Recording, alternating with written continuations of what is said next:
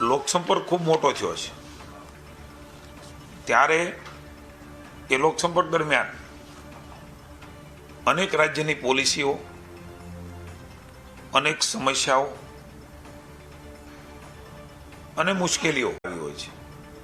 સંવેદનશીલ મુખ્યમંત્રીશ્રીએ ચીફ સેક્રેટરીને સૂચના આપી છે આ પ્રશ્નોને એકત્રિત કરીને પોતાના હિતમાં ખૂબ ઝડપથી આના નિર્ણયો થાય. એટલે આ મને એવું લાગે છે કે ખૂબ મોટું ઇનિશિયેટિવ એ મુખ્યમંત્રીશ્રીએ લીધું છે. એમના લોકપ્રશ્નો ભેગા કરીને જે ફરિયાદો આવી હશે આ તમામના નિરાકરણ માટેની પણ સૂચના માનનીય મુખ્યમંત્રીશ્રીએ ચીફ સેક્રેટરીને આપી છે. વિકસિત ગુજરાતથી વિકસિત ભારત 2047નો લક્ષ્યાંક હાંસલ કરવા માટેનો એક મક્કમ નિર્ધાર છે.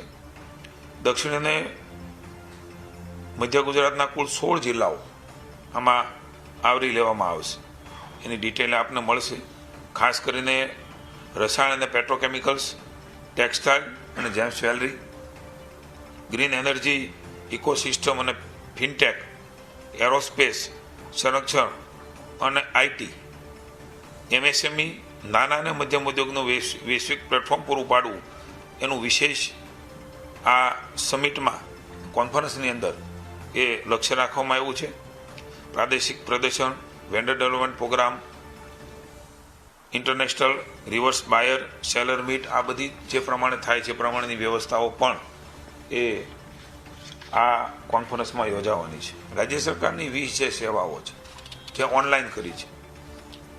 ખાસ કરીને વિદ્યાર્થીઓ માટે હવે તરત જ વેકેશન પછી એમના એડમિશનો અને અન્ય જગ્યાએ જવા માટેનું જરૂરિયાતો એના ઘણા બધા સેવાઓમાં રહેવાની છે, દાખલાની રહેવાની છે.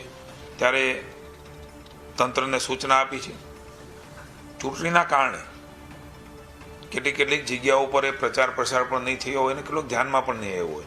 કોલેજ કેમ્પસ છે, સ્કૂલીસ છે, આ બધી જગ્યાઓ પર જે એકચ્યુઅલ આમાં લાભાર્થી છે એના સુધી તાત્કાલિક પહોંચીને આ 20 ઓનલાઈન સેવાઓ એ તરત મળે એના માટે માનનીય મુખ્યમંત્રીશ્રીએ વહીવટી તંત્રને સૂચનાઓ આપી છે.